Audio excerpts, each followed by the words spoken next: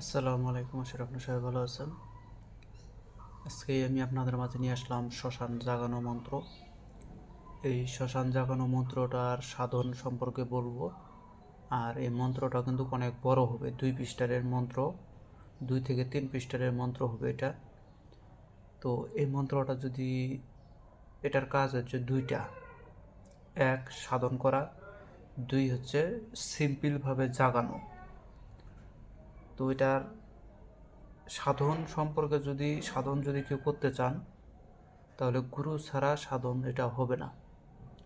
কারণ শ্মশান কিন্তু যাতা বিষয় না। একজন জিন, দেব দেবতা, ভূত এইসব সাধন করতে যতটা কষ্টকর, তার থেকে কষ্টকর হচ্ছে এক শ্মশান জাগানো। কেননা শ্মশান জাগানো পদ্ধতি দুইটা, প্রথমেই তো বললাম, একটা হচ্ছে সিম্পলভাবে জাগানো, আর একটা হচ্ছে একদম আয়ত্তে করে নেওয়া। তো এটা একমাত্র যারা গুরু ধরা লোক আছে, গুরুর পরামর্শ অনুযায়ী যদি কেউ করে, তবেই সে সাকসেস হবে, অন্যথা কিন্তু সাকসেস হবে না, বরঞ্চ সে আর ক্ষতি টেনে নিয়ে আসবে। তো এই মন্ত্রটা আমি প্রথমত বলি যে সাধন করলে কী কী লাভ।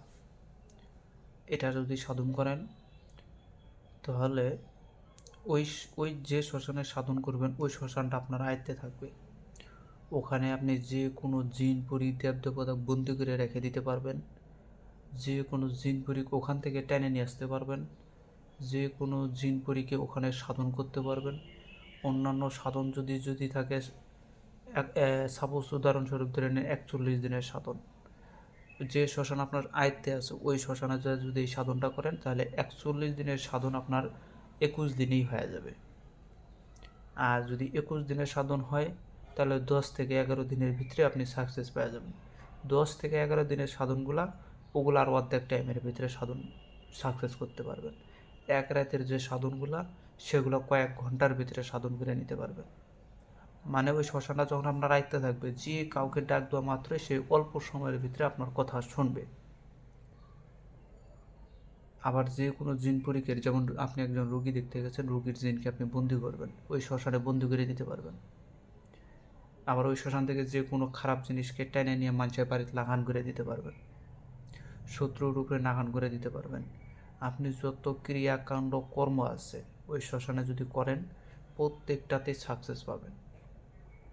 এবং এই শ্মশান আয়ত্ত করে নেওয়া, এটা যারা অরিজিনালি হয়ে গেছে, যারা গুরু ধরা লোক, তারা এটা করে। কারণ এটা করলে ওই শ্মশানে সে যদি কোনো কর্ম করে, এটা অল্পতেই সাকসেস।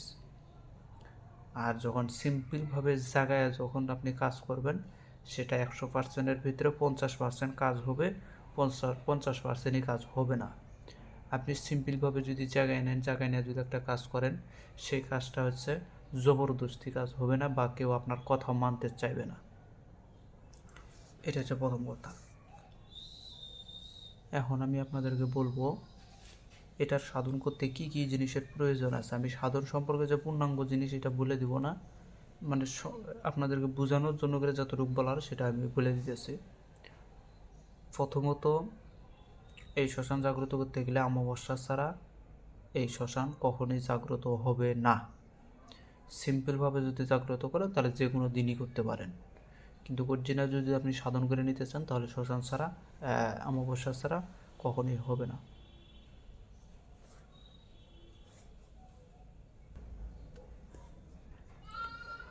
তো এখানে আপনার জিনিস প্রয়োজন লাগবে, সেটা হচ্ছে ছোলা বুট ভাজা, চাউল ভাজা, মাছ ভাজা, আর কিছু মাংস, মদ, সিগারেট, এগুলার জিনিস লাগবে। আর এটা কিন্তু তামসিক ভাই, তামসিকভাবে এটার সাধন বলতেছি। ধূপ ধুনা, আগরবাতি, মোমবাতি এগুলো লাগবে। প্রদীপ, ক্ষীর প্রদীপ লাগবে অরিজিনাল। আর এই সাধন করার আগে প্রথমত মন্ত্রটাকে ভালোভাবে মুখস্থ করে নিতে হবে, যাতে আপনার বলতে ভুল না হয়। আর এই মন্ত্রটা অনেক বড় একটা মন্ত্র, প্রথমত আগে থেকে আপনারা শনিবার মঙ্গলবারে আগে শিক্ষা করে রাখবেন। তো এখানে কিছু কথা বলে নেই, যে অনেকেই আছে আমরা মন্ত্র হচ্ছে যে কোনো দিন মুখস্থ করে ফেলাই। ভাই, মন্ত্রের ভিতরে ভাগ আছে। বিশেষ করে যত রকমের মন্ত্র আছে, বান, নাগান, বশীকরণ, এগুলা সম্পূর্ণ কাজ করা হয় শ্মশানে অথবা 3 মাথায়। আর যেসব শান আছে, শান যেমন শিবের শান, রামের শান, আলীর শান, ফাতেমার শান, এরকম যে শানগুলো আছে, শান বা হাইতেরি হাক, যেগুলো ভালো কাজ করে, ওগুলা কিন্তু আপনারা ঘরে বসে থেকে করতে পারবেন, শিখতে পারবেন।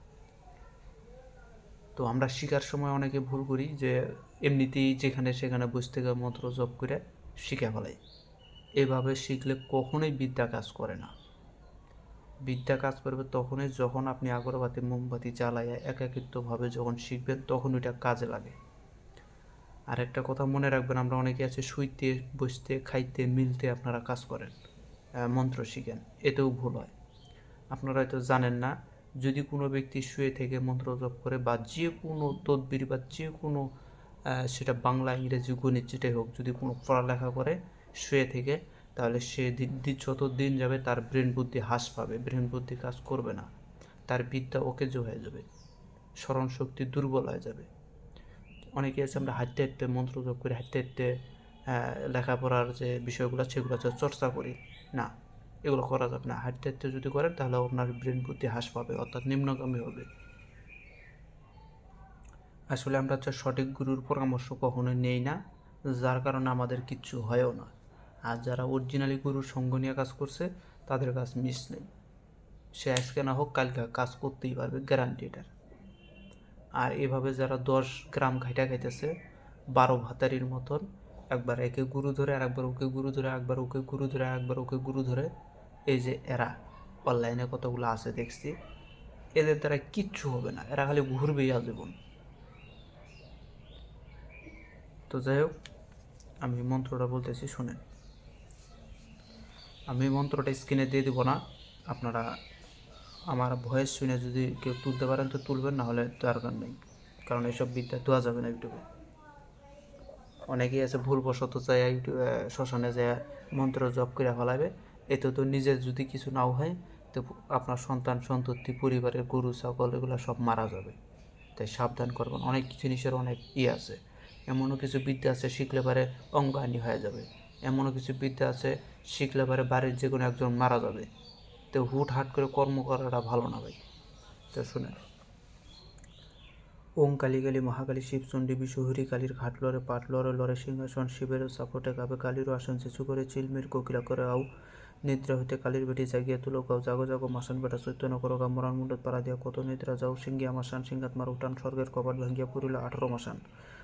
18 মাসানের কথা দিনও কহিয়া শান্ত হইয়া বৈশাখ মাসান ঘিত ননির পূজার লাগিয়া যাক যাক শ্মশান যাক শ্মশানের 18 কালী যাক 18 মাসান যাক 18 বুড়ি যাক 12 গোপাল যাক শ্মশানের ভূত প্রেত ডাকিনী শাকিনী যাক দেও দৈত্য চুড়েল যাক 64 যোগিনী যাক মর ঘাটকেম রাজা যাক কার আজ্ঞায় শিবের আজ্ঞায় যাক ঘিতনুনির পূজা খা যে কাজে লাগাই সেই কাজেই লাগ আমার কাজ সম্পাদন করিয়া যা কার আজ্ঞে হারে যে চণ্ডীর আজ্ঞে কামরূপ কামাখ্যা দেবীর আজ্ঞে শ্মশান জাগিয়া যা না হইলে ঈশ্বর মহাদেবের মাথা কা দোহাই মা শ্মশানকালী দোহাই গুরু গৌরনাথ কি ওং নমো শ্মশান বাসিনী ভূতাদ্দিনাং জাগরং গুরু গুরু সোহা গুরু কি শক্তি মেরি ভক্তি পরমন্ত্র ঈশ্বরী বাচা সত্য নাম গুরুকে আদেশ দোহাই মা কালী।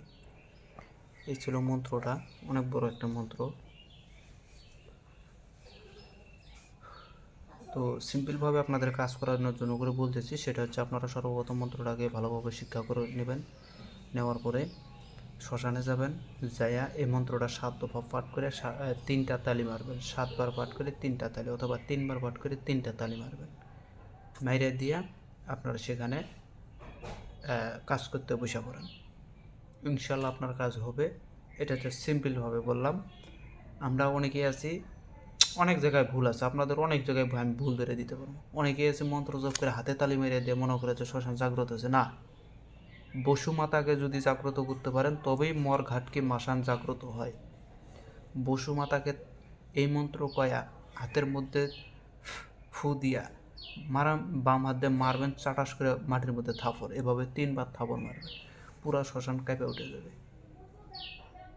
আর অনেকেই আছে আমরা মনে করি যে শ্মশানে গেলে এবারে শ্মশানে হুমুক হয় তুমুক হয়, না, এটা যে কর্ম করে একমাত্র সেই বুঝে। আর যাদেরকে সাথে করে নিয়ে যাবেন ওরা মনে করবে খেলা পাগলে কি করে, কিন্তু আসলে বুঝবেন খেলা যে করবে সে বুঝে খেলা, আর সাথে যারা থাকবে ওরা মনে করবে কিচ্ছুই না।